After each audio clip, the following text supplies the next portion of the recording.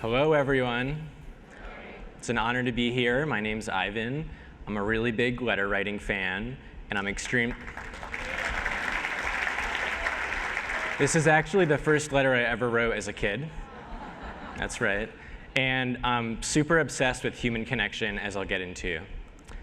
But first, I want to introduce you to Marlboro, New York, the town that I grew up in. It's a very small, rural town, very quaint, beautiful.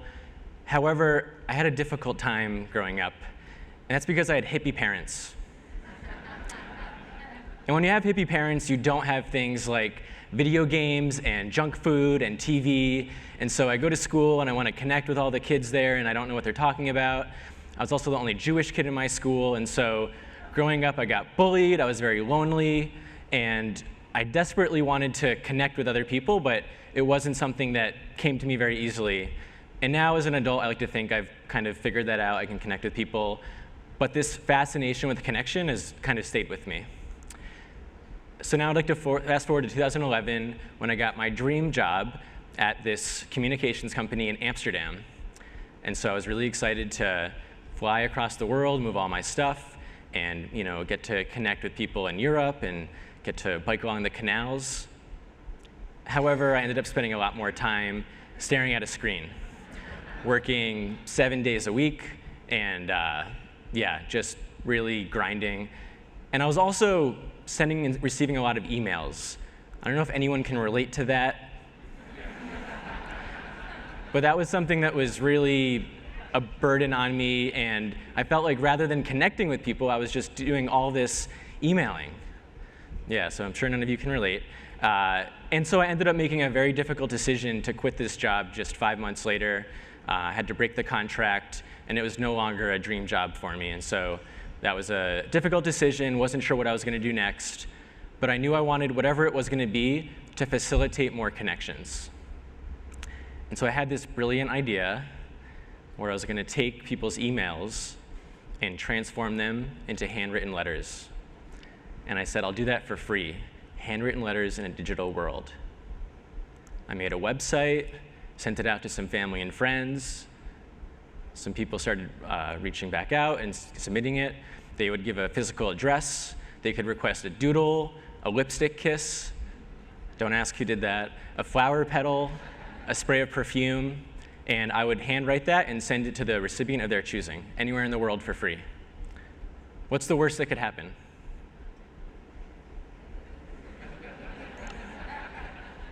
So on the 4th day of the project, it got picked up by a couple of blogs, and then it started snowballing, and all of a sudden Wall Street Journal, and then CNN, and I got over 1,000 letter requests on that 4th day. I don't have the time to write 1,000 letters. However, through the magic of the universe, all of these people started reaching out, offering to help out as letter artists. And so suddenly, it wasn't just me writing the letters, it became this crowdsourced project where suddenly hundreds of people were helping to transcribe strangers' emails into letters. Do you want to see some of them? OK. Andy, while you're hard at work, I'm at home making blueberry pancakes while naked. And so I love thinking about the fact that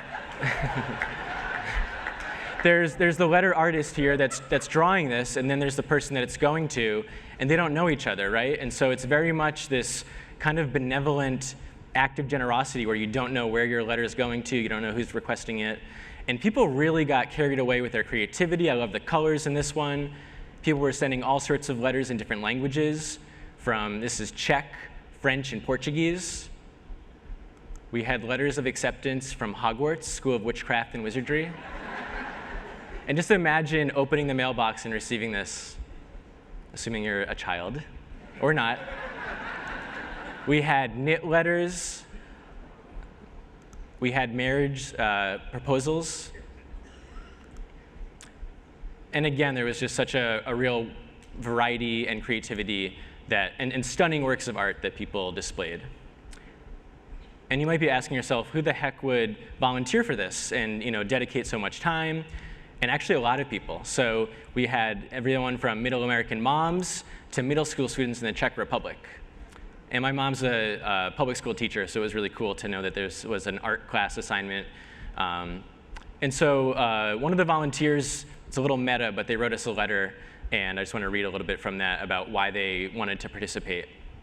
And she says, "In a world where we move so rapidly from one thing to the next, this project in its unique simplicity has helped reconnect me with humanity." And I thought they did a really beautiful job of kind of summarizing why someone might want to, participate. Thank you.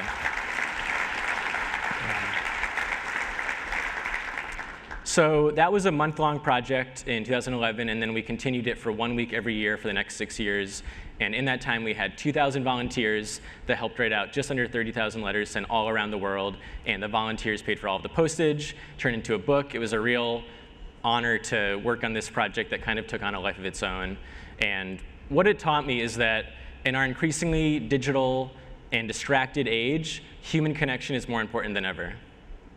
And these simple moments of connection are a lot simpler than we might think. And so over the next part of the presentation, I'd like to share 3 projects with you that kind of embody this ethos. Does that sound good? Cool. So the Passenger Project turns airplane passengers into human connections. By a show of hands, how many people here came on an airplane? OK, so a majority of you. Keep your hand up if you loved that experience. I see one hand, and you're probably lying. So I'm really intrigued and curious around the fact that within 100 years, we've gone from this amazing miracle of being able to fly in a metal box to then it being this kind of like laborious, boring, monotonous process. So I decided, what if I can make some art out of it and connect everyone aboard the flight? So if you're sitting next to me, on occasion, I'll do this on a plane where it's a survey and I'll pass it around. And then it goes to the next person and the next person. And I want to share a short video with you that kind of explains this.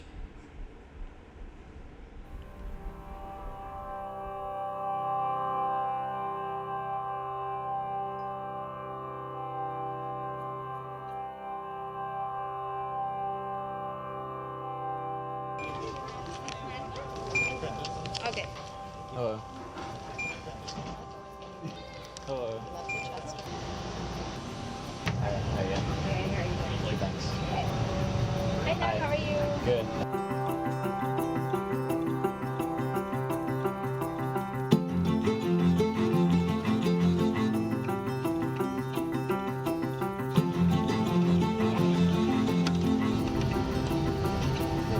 Sorry to interrupt.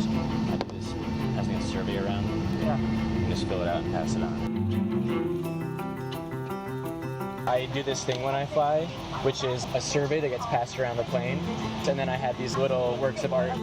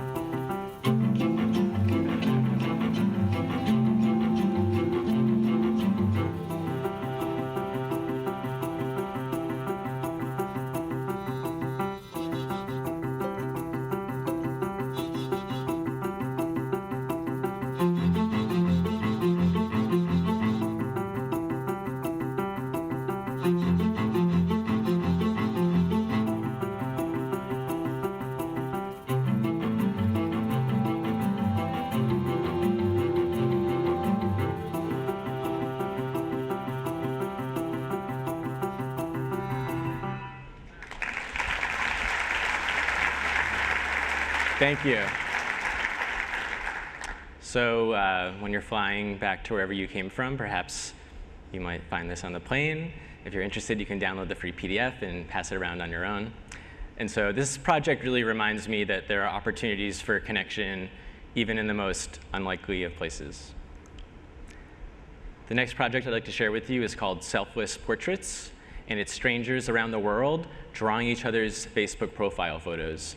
And it's inspired by the idea of breadth versus depth. And on social media, it's really easy to talk to a ton of people really quickly. but it's hard to have like an intimate moment. And it's also inspired by the fact that nowadays, people are doing a lot of this. If anyone can relate.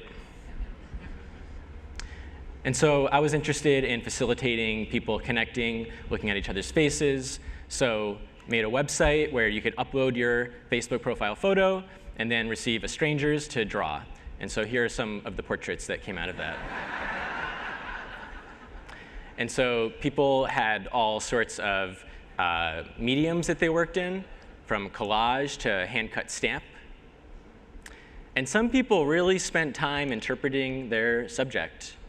And imagine if you participated in this and 48 hours later you got back this portrait of you from someone you've never met on the other side of the world. This was a drawing that someone did of me. I feel like they got the nose a little bit bigger, but. And people really got creative in terms of conceptually what they wanted to do to the photo as well. And I love thinking about the artists. This nice woman with her beautiful, knit art and turning it into underwear. And I love, this project taught me, before doing this, I didn't realize that you could make a portrait out of Q-tips and some pennies and a shoestring, but even that is kind of a fun creativity. This one is drawn by someone in the Congo. And then I want to share with you this portrait that I especially like because there's something really nice and kind of meaningful about taking the time to hand draw your subject and really put them on your actual body. And of course, what would the next evolution of that be? So this is Amarildo from Sao Paulo, Brazil, and Joey from California. The two have never met, but they are now forever connected through this project. And I like to say that this is my most proud professional moment. So this project lasted for 2 years, and in that time we got over 50,000 portraits drawn from 153 countries, and we were really proud of that. BuzzFeed called it art that brings the world a little closer together. Thank you. Thank you. And it was really cool to put that out there, not knowing where it would go, what would happen to it. And then later on, we were able to do a really amazing partnership with Airbnb, who wanted to bring the project into real life. And so we were able to work with Polaroids and take a Polaroid photo of someone, put it in an envelope, then they'd draw a stranger's envelope and draw that person. And it was very cool. We weren't so sure it wasn't going to be a group of people that are necessarily artists, or is everyone going to participate? And we actually had a line out the door of people that wanted to participate. I kid you not. And the portraits were really special. And again, imagine participating in this and then coming back and seeing this portrait that someone drew of you and not even knowing who they are. And so we got some testimonials from people. One woman thought that she was just going to spend a few minutes, ended up spending half an hour on her drawing. This other gentleman says, it's a reminder that there's other people in the world who we don't know, but can connect with so easily. I think that's something that I'd love for everyone to kind of contemplate, and how can mail do something like that? There's such rich opportunity. And my personal favorite, heck yeah, this is going on my wall. And there's the opportunity to do that in every single physical, tactile touch point. There's an opportunity to make something that isn't just, that inspires someone and even makes it something they want to put on their wall. So I love that. And we have a lot of data and metrics and analytics nowadays, which is amazing, and I use that stuff, and I'm very grateful for it. And if we only pay attention to the data and the analytics and the metrics, I feel like we're missing the point. And so, I think people are capable of a lot more than just share, like, and tweet. They just need to be empowered. Thank you. Yeah. And to me, it's almost so obvious. It's a little subtle, and so we kind of can easily forget that. And I think that we as humans really yearn to be heard and connected with and seen. And so if we can create work of meaning that really brings people together, they'll respond to that. So one more project for you, if that's OK. So last year, I created a brand called In Real Life. And it's a brand that empowers people to have more control of technology, not the other way around. And it comes on the heels of a lot of sort of tech backlash. I'm based in the Bay, and so it's, all the headlines are kind of about how we're obsessed with our screens. And the New York Times recently said we reached peak screen. Americans now spend just under 11 hours a day looking at a screen. So my friend Scott found this very simple Polaroid film that when you put it in front of a screen, look what it does. And so we thought, that's interesting. What could we do with that? Just wait. So this was a very rudimentary prototype that he created, and when I saw it, I was like, dude, we need to do something with this. We need to get this out to the masses. And I don't know if anyone's familiar with the 1988 cult classic They Live, but I wanted to be inspired by that with the design. And so we spent a whole year sourcing a manufacturer and assembling a team, and voila, IRL glasses came into the world. Here's our packaging. We wanted to also do artist collaborations where people could design unique one-off limited edition versions. And then we launched a Kickstarter. So that's a crowdsourced campaign, 30 days, no idea what was going to happen, hoping for the best. We set our goal at $25,000, and we're really hoping that we'd reach that by the end of the 30 days. So we reached that goal in 5 days and ended up going over 5 times our goal. We got 2,000 people that were like, yes, I want this pair of glasses. And I'm really proud to say that we worked with USPS to ship out all of those glasses. And I have a lot more respect for everyone that works in this industry after having gone through this process. And it was a ton of fun. And so I feel like you all will appreciate this quick snapshot of just our process here. And so then once people received them, it was amazing to get that kind of feedback. So we have people that went to Walmart and Best Buy and tested them out and were really excited. The marketing guru, Seth Godin, said that they're vitally important. We even got Mark Zuckerberg's sister to give a quote, and she says, damn, I love these. And they also got a lot of press coverage from Wired, BBC, Vice. And just a couple weeks ago, it was announced that they were a finalist for Fast Company's 2019 World Changing Ideas Award. So we're really excited about that. Thank you.